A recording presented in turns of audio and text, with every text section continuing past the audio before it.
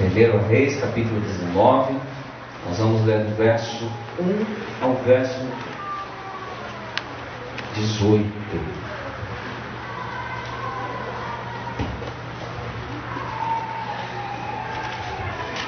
Elias no Monte Horebe é o título do capítulo 19 do primeiro livro de Reis. 1 Reis, capítulo 19, verso 1. Ontem nós ouvimos uma mensagem muito bonita, pertinho aqui desse texto. A pregadora internacional que esteve aqui ontem nos abençoou com a palavra. Diga-se de passagem, nós sentimos a falta de muitas irmãs aqui na igreja ontem.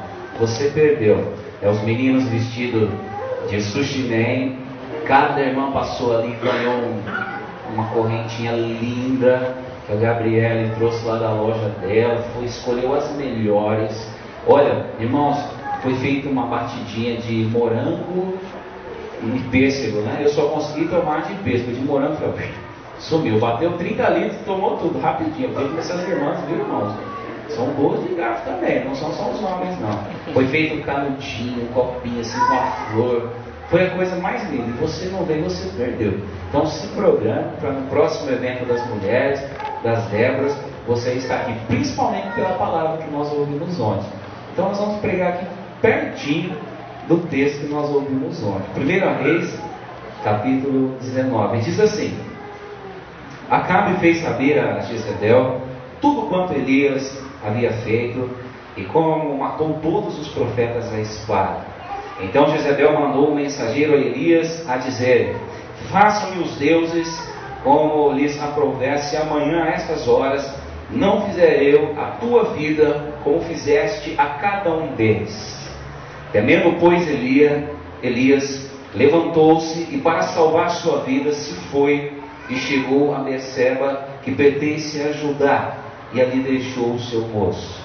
Ele mesmo, porém, se foi ao deserto o caminho de um dia, e veio e se assentou debaixo de um zimbro, e pediu para si a morte, e disse: Basta, toma agora, ó Senhor, a minha vida, a minha alma, pois não sou melhor do que meus pais.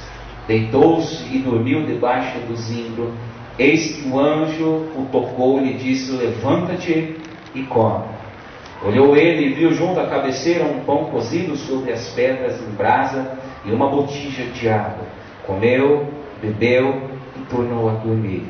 Voltou segunda vez, o anjo o tocou e lhe disse: Levanta-te e come, porque o caminho te será sobremodo longo. Levantou-se, pois, comeu e bebeu. E com a força daquela comida caminhou 40 dias e 40 noites até Horebe, o monte de Deus. Ali entrou numa caverna onde passou a noite. E eis que lhe veio a palavra do Senhor e lhe disse: Que fazes aqui, Elias? Ele respondeu: Tenho sido zeloso pelo Senhor, Deus dos exércitos, porque os filhos de Israel deixaram a tua aliança, derribaram os teus altares e mataram os teus profetas à espada. E eu fiquei só e procuram tirar minha vida. Disse-lhe Deus: Sai e põe-te neste monte perante o Senhor. Eis que passava o Senhor, e um grande e forte vento fendia os montes e despedaçava as penhas diante do Senhor. Porém o Senhor não estava no vento. Depois do vento um terremoto, mas o Senhor não estava no terremoto. Depois do terremoto um fogo, mas o Senhor não estava no fogo. E depois do fogo uma brisa tranquila e suave. Ouvindo, Elias envolveu o seu rosto no manto e saindo pôs-se à entrada da caverna. Eis que lhe veio uma voz e lhe disse: Que fazes aqui, Elias? Ele respondeu: Tenho sido em extremo zeloso pelo Senhor, Deus dos exércitos, porque os filhos de Israel deixaram a tua aliança, derribaram os teus altares e mataram os teus profetas à espada. E eu fiquei só e procuram tirar minha vida. Disse-lhe o Senhor: Vai, volta o teu caminho para o deserto de Damasco. E chegando lá, unge a Hazael rei sobre a Síria, e Jeú, filho de Nimzi, ungirás rei sobre Israel.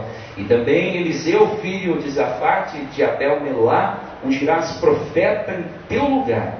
Quem escapar a espada a Hazael, Jeú o matará. Quem se escapar à espada de Jeú, Eliseu o matará. Também conservei em Israel 7.000, todos os joelhos que não se dobraram a Baal, e toda a boca que não o beijou. Amém. Feche os teus olhos. Mesmo assentados, eu vou pedir para que a nossa irmã Nilda se coloque em pé e faça uma oração de iluminação. Que Deus nos ajude a entendermos a sua palavra. Senhor maravilhoso, Tu sabe, ó Pai, conhece cada vida que aqui está, ó Pai. Por isso pedimos em nome de Jesus, o Senhor usa o Teu servo, ó Pai. Seja a Tua boca hoje, ó Pai, traga, ó Deus, ao nosso coração Teu recado, ó Pai. Fala conosco, Senhor. O Senhor conhece o nosso coração, a sede que temos de entender a Tua palavra, ó Pai, de estar mais perto de Ti, ó Pai. Unge, Senhor, o Teu servo, em nome de Jesus. Amém. Amém. Talvez dos profetas do Antigo Testamento, Elias seja o maior, ou se não, entre os maiores. A tal ponto de quando Jesus começou o seu ministério e ele mandou os discípulos fazer uma pesquisa Ibope, olha, quem diz o povo que eu sou? Quando eles retornaram com a resposta do povo, os discípulos disseram, olha, eles acham que o Senhor é Elias, que voltou entre os mortos. Elias foi um homem marcante na história do povo de Deus. E nós lemos um texto que nos mostra o encontro deste profeta, deste homem de Deus, deste servo de Deus chamado Elias, com o Senhor, o seu Deus. Interessante que esse encontro não acontece no tabernáculo, esse encontro não acontece na sinagoga, esse encontro não acontece no templo, esse encontro não acontece no altar que os clãs usavam para adorar a Deus. Esse encontro acontece num lugar inusitado, num lugar onde talvez nenhum profeta havia se encontrado com Deus, numa caverna. Que lugar estranho para um encontro com Deus. Às vezes a gente pensa que Deus ele se submete aos nossos rituais de invocação, de adoração, e quanto mais eu leio a Bíblia, mais eu vejo que nós não podemos enquadrar o agir de Deus. E num lugar completamente diferente, estranho, numa caverna aos pés do Monte Horebe, também na Bíblia conhecido como Monte Sinai, o mesmo monte aonde Deus conduziu Moisés para estabelecer a aliança com Israel. Naquele mesmo lugar, o Monte Sinai, o Monte Horebe, o monte de Deus, novamente nós vemos um encontro de Deus com o seu servo. Diferente do encontro lá de Moisés, que foi levado por espontaneidade, agora Elias não vai ali levado por Deus, mas ele está fugindo de algo. Ele está assustado quando nós lemos o texto. Nós percebemos que o encontro naquele lugar, Deus se encontra com um homem que estava com o coração sobrecarregado, com um homem que fugia de alguma coisa.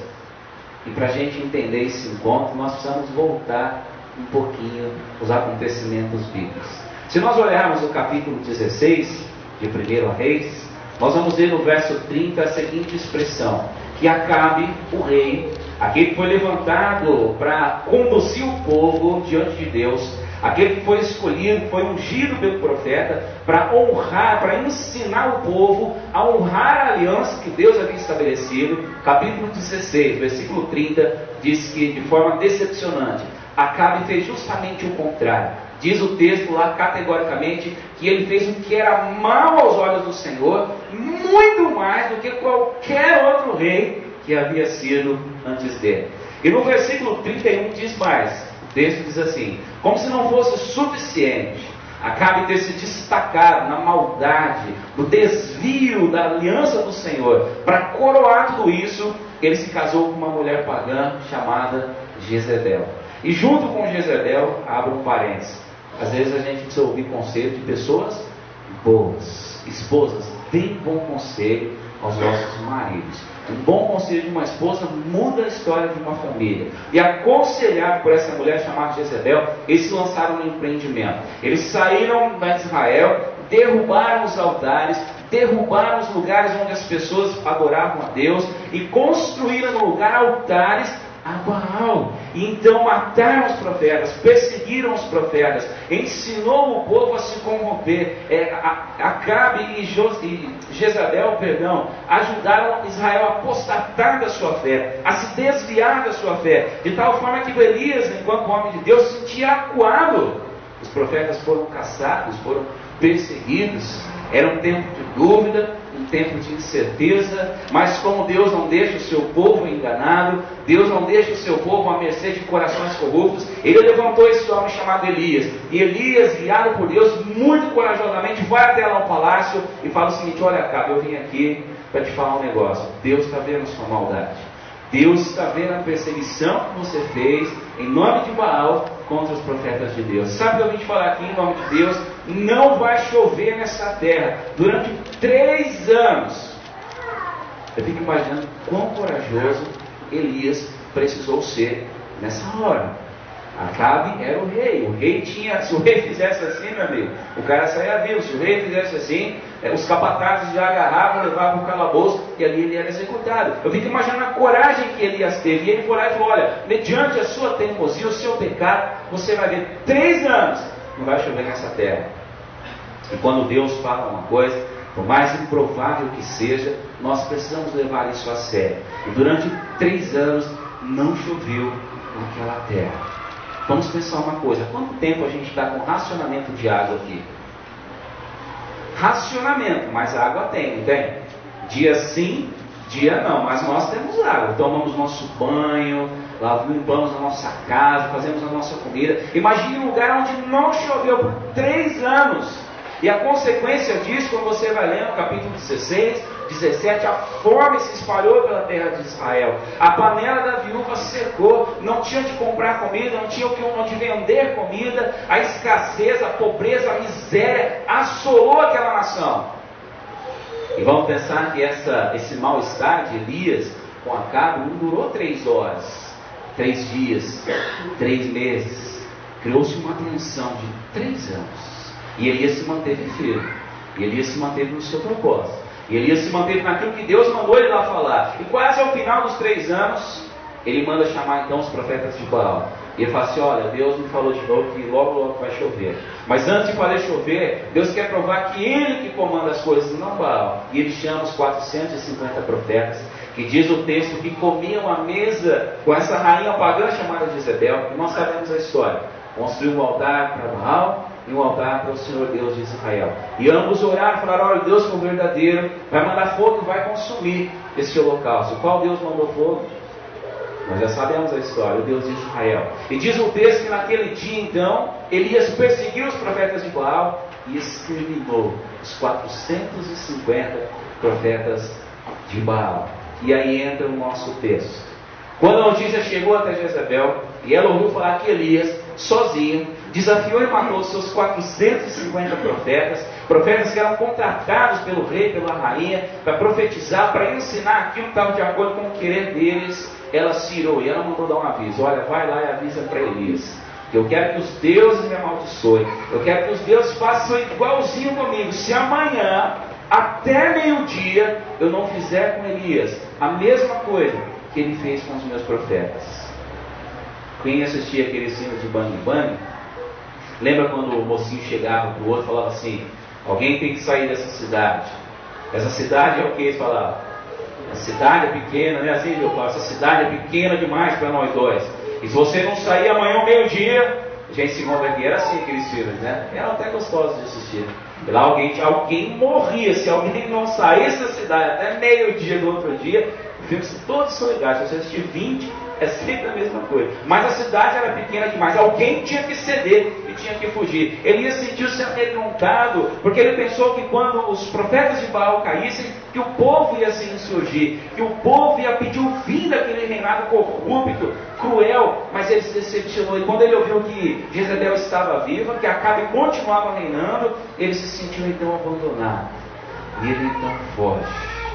Ele se sente frustrado, Ele se sente com medo, nem parece aquele homem que orou e reteu a chuva 3 anos, nem parece aquele homem que orou e o azeite na botija da viúva multiplicou e multiplicou e multiplicou, nem parece aquele homem cheio de confiança que foi até o palácio, mas agora frustrado, tomado por um sentimento de medo, de derrota, de angústia, ele foge.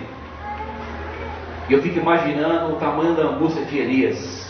Então, ao ponto do caminho ele para, senta embaixo de uma árvore e faz a seguinte oração para Deus: Deus, basta, toma minha vida, acaba com esse sofrimento. Deus, para por aqui. Deus, basta, leva a minha alma, Pai, põe fim na minha vida. Já sentiu uma angústia desse tamanho? De olhar para Deus e falar: Deus, olha, chega, meu Pai, eu acho que minha vida não vale mais a pena. Essa é a angústia desse homem. Senhor, parou por aqui, me leva logo, chega de sofrimento, estou cansado dessa luta, dessa caminhada, não deu em nada, nada aconteceu, tudo está a mesma coisa, chega, Senhor. E aí Deus manda ele levantar e caminhar mais um pouco, e ele vai mais um pouco, e aí ele chega na caverna. Aquela caverna representa talvez um lugar de refúgio de Elias, e ali dentro não se encontrava mais um profeta corajoso, mas um homem com medo. É um homem que perdeu as perspectivas, um homem que não sabia mais para onde ir, um homem que não sabia mais direito se estava ouvindo Deus ou não, um homem que não sabia mais o que fazer. E aí Deus vai e fala com ele.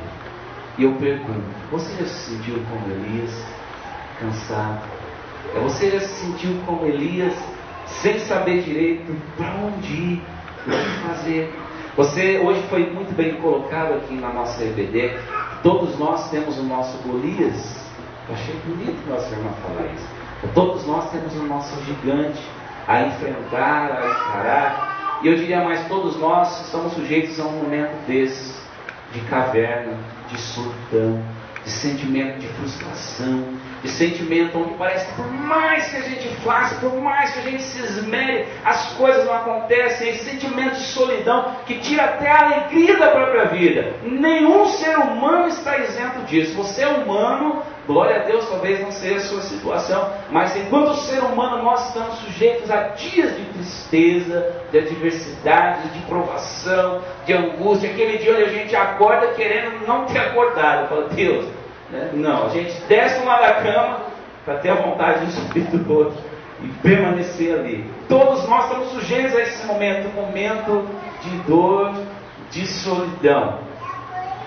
E eu olho para esse texto e eu me pergunto: como sair então desse momento? Porque o importante não é como entrar é muito fácil. O importante é como sair desse momento. O importante é olhar para esse texto e aprender algumas coisas aqui, como Deus agiu e como Deus age para nos tirar dessas situações, para nos tirar das situações de adversidade, de angústia, de desânimo, de dor na alma, de angústia na alma. Porque às vezes nós caminhamos sim em vales áridos, em vales tenebrosos. Às vezes nós encontramos em cavernas tão fundas, tão profundas, que só Deus pode nos tirar. Só o agir de Deus pode nos tirar daquele lugar. Então eu quero olhar para esse texto e não ficar olhando como ele chegou, mas aprender como Deus tirou ele de lá. Porque é assim que Deus trabalha às vezes nas nossas vidas, para nos tirar de uma situação, para mudar a situação do nosso coração, da nossa vida. E olhando na forma que Deus tira Elias daquela situação, daquele sentimento, daquela caverna escura, das trevas daquele lugar, o agir de Deus é maravilhoso. A primeira coisa que eu aprendo nesse texto é que Deus faz Elias entender por que ele estava ali. Olha como que Deus vai trabalhando, como o processo de Deus é tão maravilhoso. Deus sabe, Deus nos conhece melhor do que nós mesmos. Deus conhecia aquele Elias valente, aquele Elias poderoso, aquele Elias confiante, mas Deus também conhece aquele Elias agora depressivo, angustiado, triste. E a primeira coisa no diálogo, Deus começa um diálogo com ele. Deus é tão maravilhoso que Deus sempre quer ter um diálogo conosco, para nos ajudar a entender as nossas próprias dores. Deus começa um diálogo. Elias, o que você está fazendo aqui? Verso 9. E aí ele fala, ele começa a expor a dor dele, não é? Senhor, sabe o que acontece? Eu fui fiel a ti. e me perseguiram os teus profetas, mataram todos a fio da espada, derrubaram os teus altares e eu fiquei sozinho. E agora estão tentando também tirar minha vida. Será que Deus não entende quando a gente fala para ele? Será que ficou dúvida no que Elias falou? Porque Deus pergunta de novo, no verso 13, Elias, o que você faz aqui? A mesma pergunta. E ele dá a mesma resposta. Senhor, mataram os seus profetas, derrubaram os teus altares, eu fiquei só e agora querem me tirar a vida. O primeiro passo para a gente sair da caverna, sair da situação de dor, de angústia, é entender por que nós estamos lá. Por que nós estamos lá? Nós vamos ser assertivos, corajosos, coerentes, no que diz respeito a identificarmos as fontes dos nossos problemas. Deus, no seu diálogo, quer que esse é o momento de nós abrirmos o coração e colocarmos diante de Deus aquilo que nos faz chorar, aquilo que nos incomoda, aquilo que nos faz perder as perspectivas, aquilo que nos faz perder a esperança, aquilo que nos faz perder o rumo das coisas. Esse é um momento tão particular de Deus com Elias, onde Deus o ajuda a entender o que estava acontecendo. Às vezes nós precisamos entender o que está acontecendo. Qual é a razão da nossa tristeza? É na família, é no trabalho, é na minha vida com Deus, é em algo que não deu certo, é num sonho que eu apostava todas as minhas fichas e se frustrou. A primeira coisa que Deus faz é nos ajudar a entender o que está acontecendo. Deus se preocupa com o que está acontecendo. Ele sabia, mas ele queria ouvir da boca de Elias. Elias, fala para mim, eu quero te entender. O que está acontecendo? E Elias pode então abrir o seu coração de Deus, diante de Deus, e ele compartilha: Senhor, opa, viva os santos. Senhor, está acontecendo isso, assim, assado. Há um texto muito bonito em 1 Coríntios, capítulo 11, versículo 28, que diz: examine-se o homem, pois a si mesmo. Muitas pessoas falam assim para mim: pastor, o que você acha? Eu não acho nada, filho. Eu estou achando só da minha vida e olha lá. Né? Deus nos desafia diante das nossas dores, dos nossos sofrimentos, a travarmos um diálogo sincero com Ele. E algo maravilhoso é que diante de Deus nós podemos ser nós mesmos. Deus nunca vai nos achar fracos demais, ou sem inteligência, ou sem capacidade, ou sem condições, ou desobedientes demais, ou irreverentes demais. Não. Deus ouve a nossa dor, a nossa oração com toda a atenção. Elias, o que está acontecendo? Então Elias coloca para Deus: Senhor, eu acho que o problema é esse, eu estou me sentindo sozinho. Mataram todo mundo e sozinho eu não consigo mais, Deus. E aí Deus pergunta de novo: Elias, o que está acontecendo? Senhor, eu acho que é isso, eu estou sozinho, e sozinho não dá mais, mataram todo mundo, eu não consigo mais. Quais são os nossos problemas que nos fazem chorar? Quais são as situações que deprimem a nossa alma? Coloque diante de Deus. E é bonito agir de Deus, porque Deus faz o profeta primeiro sentir o seu coração, identificar nele mesmo o que o levou até ali e colocar diante de Deus. Então, no primeiro passo, nós identificamos o que nos faz chorar, o que nos entristece, e nós colocamos diante de Deus: Senhor, é isso que angustia minha alma. Senhor, é isso que me tira o sono. Senhor, é isso que tem, ó Deus, tirado a paz do meu coração. Primeiro passo, saber por que nós estamos ali. E Deus se preocupou em fazer Elias saber por que ele estava ali. E ele disse. E o texto segue. Segundo passo. Primeiro Elias trava um diálogo com Deus, ou melhor, Deus trava um diálogo com Elias. E ele faz com que Elias abra o coração e reconheça e fale diante de Deus, apresente a Deus o porquê ele está ali. E ele fala: Senhor, estou sozinho, estou abandonado, estou com medo, estão querendo tirar minha vida. No segundo momento, a gente precisa ouvir Deus. No primeiro momento, Deus fala e a gente fala e Deus ouve. No segundo momento, Deus fala. Interessante. É depois de ouvir o profeta, aí é Deus que vai falar. E Deus fala no verso 11: é isso. Então agora você sai daqui, vai lá e se coloca na porta da caverna, porque eu vou falar. Interessante, Deus só fala quando cessa todo estardalhaço. Todo estardalhaço. Baal era conhecido como o Deus das tempestades, o Deus dos trovões, o Deus das trovoadas. As pessoas adoravam Baal dessa forma, como um Deus barulhento, um Deus de muito barulho, um Deus de fuzuê, de auê. Deus faz tudo diferente. Deus fala quando a gente aquieta, quando cessa tudo. E eles saíram lá na porta da caverna, fica imaginando. Diz o texto que um grande terremoto, Deus nada de falar. Diz o texto que um fogo, Deus nada de falar. Um vendaval muito grande, um vento muito grande, nada de Deus falar. E quando que Deus fala com Elias? Quando cessou toda aquela barulheira, quando cessou todas aquelas pedras, quando cessou todo o ruído, todo o barulho. E eu me encanto quando diz o texto que numa brisa suave, Deus vem e fala com Elias. Quem acorda cedo aqui? Cedo mesmo, 5 horas da manhã, 5:30 da manhã. Acorda, né, Marcinho? Essa semana eu estive visitando uma família e eu subi, porque, gente, esse magrinho igual a gente, subir escada não é fácil, né? E eu subi até no último lance. E já era de tardezinha já, e tava, essa semana fez um sol ameno, gostoso, né?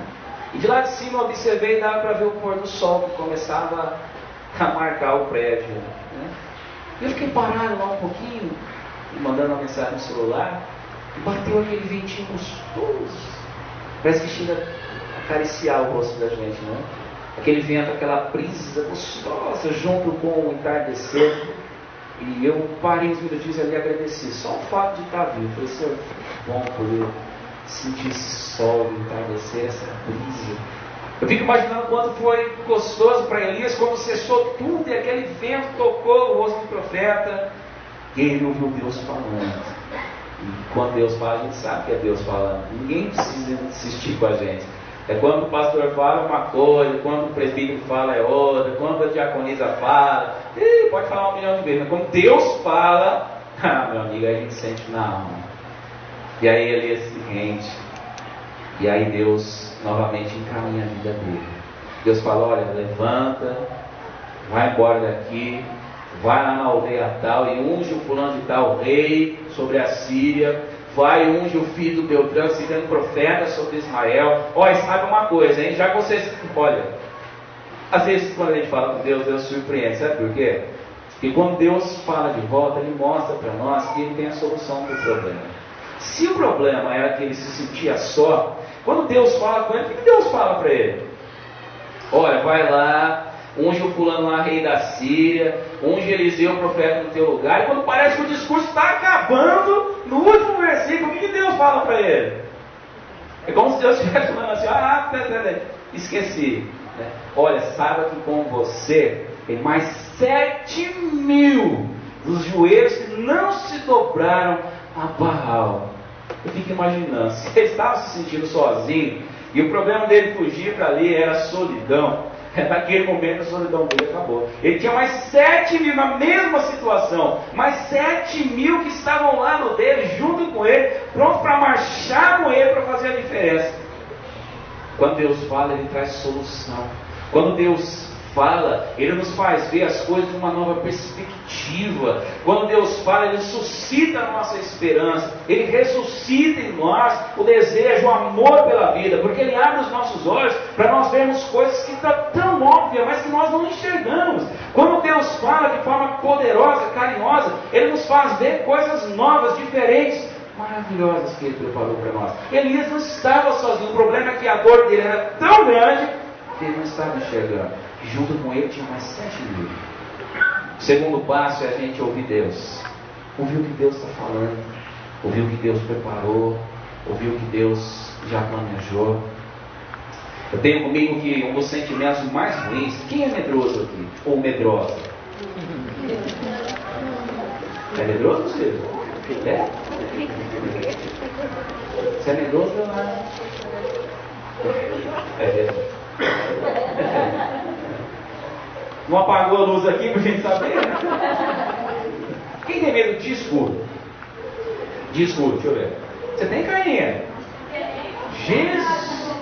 Ô, Esther, compra um abajur de bichinho dessa menina. Põe lá na... Quem tem medo de inseto? A Letícia tem medo de inseto? Ah, barata é geral, né, filha?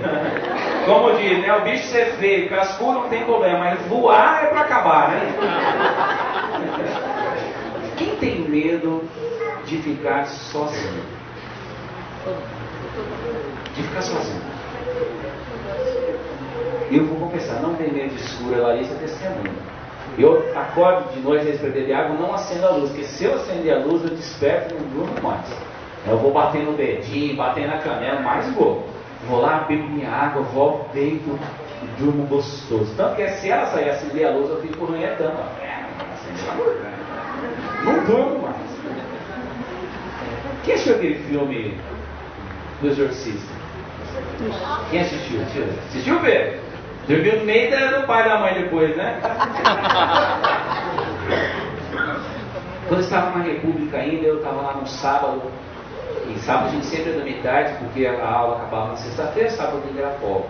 E eu vi, passou no SBT, daqui a pouco o filme do Exorcista, não sei o que, eu falei, Jesus. Tinha curiosidade de assistir, mas eu não sei se minha coragem dá. Eu fiquei assim, assista ou não assista, assista ou não assista. Detalhe, eu estava sozinho na República, sozinho. Todos os outros estudantes foram viajar. Eu já disse para vocês que o seminarista pobre, o quebrado e o falido, eu era categoria abaixo. Fiquei na República. Falei, vou assistir isso aí. Eu sou homem de Deus. Vou assistir esse negócio. E comecei a treinar, Jô. E fui, né? Aí começa aquela menina, né? E, gente, aí foi ficando feia a coisa. Foi terrível. Aí eu já acendi uma luzinha no corredor. Gente, aí que acabou o filme, a casa inteira estava acesa. Aí acabou o filme, vamos dormir. Você não apagou a luz? Não, vai vendo. Apaguei a luz, tá? E agora eu vou dormir. Em nome de Jesus, sangue no Jesus. Deitei, eu dormia numa beliche. E apartamento, os meninos moram em apartamento, a Marcinha, o Jonas, a Mariana, as portas abrem e fecham sozinhas às vezes. Porque a força do vento é tão grande, que se a porta estiver mal encostada, ela destrava sozinha e abre. E eu larguei a janela da sala aberta, né? E eu estou dormindo, né? Um sono bem levinho, né? E bateu um vento e a porta do quarto assim, destravou e fez. Eu engoli as pernas assim, sem olhar para o escuro. Eu falei, pronto, é aquele bicho de tudo, aquele um medo. E aí não vi a hora de chegar alguém, para mim não estar sozinho. Porque o problema não era o filme, mas era estar sozinho. E eu confesso para vocês, o meu medo, o meu maior medo é a solidão. Eu acho que não tem nada pior no mundo do que o sentimento de que você está sozinho. E isso é tão importante nós observarmos que Jesus teve a sua alma conturbada pelos sentimentos de solidão. Quando ele estava lá na cruz e ele olhou e ele viu os discípulos todos fugiram, todo mundo sumiu, todo mundo foi embora. Ele olhou, a solidão ela tem um poder tão grande de trazer angústia ao nosso coração. Jesus olhou para os céus, qual foi a oração dele? Deus meu, por que me abandonaste? Olha que coisa. Às vezes a gente, por solidão, por um sentimento que estamos sós, nós deixamos de ouvir Deus. Por solidão, por um medo de estar sozinho, Elias deixou de ouvir Deus. E quando a gente deixa de ouvir Deus, a nossa alma cai em tribulação. Então talvez o segundo passo para a gente sair da caverna, sair dessa situação, é ouvir Deus. É ouvir a voz de Deus. É ouvir a doce voz do Espírito Santo de Deus falando ao nosso coração. E para a gente encerrar, terceiro passo. Primeiro a gente entender porque a gente está lá. Deus foi dialogando com ele para que houvesse um processo de cura, para que houvesse uma catarse, uma purificação, uma cura, um sentimento, uma restauração da coragem, do ministério, da disposição. E Deus vai dialogando com ele, ele vai colocando tudo para fora, vai apresentando tudo para Deus. E Deus ouve carinhosamente, aí Deus fala, então tá bom, agora você sai, vai lá na porta da caverna, agora quem vai falar sou eu. E aí ele sai e ouve Deus falando. E o terceiro passo, a gente precisa se fortalecer. Momentos de angústia, momentos de solidão, momentos de falta de perspectiva, são momentos onde nós ficamos vulneráveis. Hoje, acho que esses dias, né? Meu irmão passou aqui em casa essa semana e nós somos muito apegados. Não somos gêmeos, mas parece que é. Ele passou rapidinho e foi embora. Essa semana ficou ruim. Então a saudade de casa, né? A gente está onde a gente tem amigos e a família é a casa da gente, mas a família está longe, né? E a semana a Larissa falou várias vezes: você está tristinho, foi a saudade da mãe. Ai, coitada da mãe. A gente chora por causa da mãe, né? Eu fui para a igreja hoje com essa saudade, né? Como que a saudade faz a gente sofrer? E aí começou a cantar aqui, né? Existe um livro, Senhor. Eu não sei se o Walter viu, né? Eu estava aqui do lado. Porque cantava muito essa música lá, era uma das músicas preferidas dela, né? Eu estava aqui no cantinho, o pessoal cantando e eu chorando. Pra gente ficar mais vulnerável quando a gente sente só, quando a gente sente que está longe. E Elias estava vulnerável. Mas Deus fortalece ele, Deus preocupa em se fortalecer ele. Versículos 5, 6 e 7. Ele vai lá, deita, vai lá no verso 5. Deitou-se, dormiu debaixo do zimbro. Eis que o anjo lhe tocou e disse: levanta-te e come. E quando ele abriu os olhos ali, depois de ter feito uma oração pedindo para Deus matar, para tirar a vida, ele olhou e Deus tinha preparado um banquete.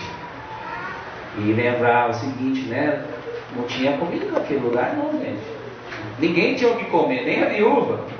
E quando ele abre os olhos, Deus prepara um banquete. Tinha água, tinha pão, tinha o que suster, tinha o que alimentar.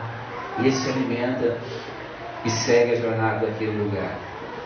A gente ouve Deus, primeiro falar para Deus que nos faz sofrer, apresentar para Deus, ouvir Deus, e depois nos fortalecer para caminhar.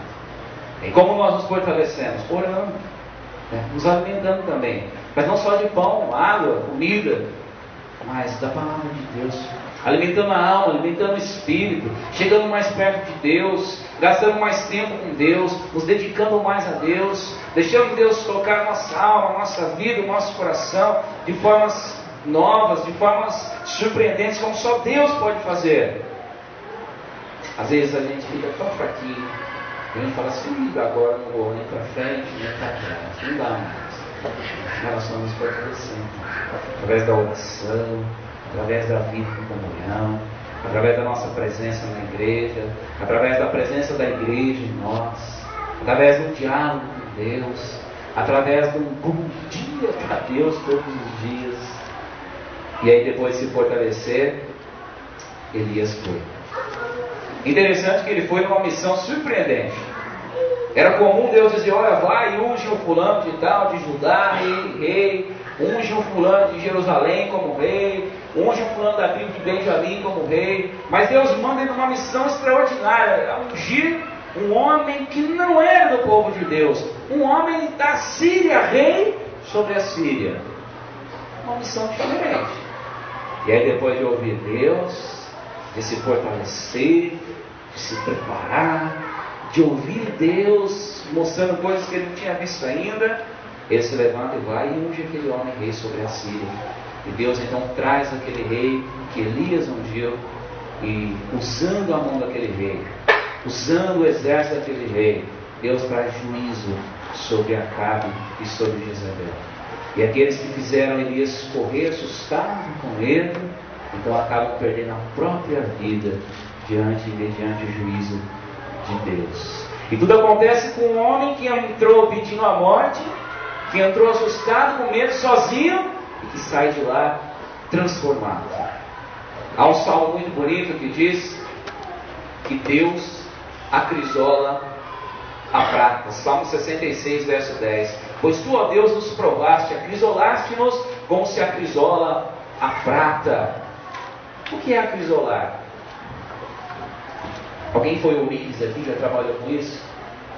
O que é acrisolar? É o que, Dila? Falou nada?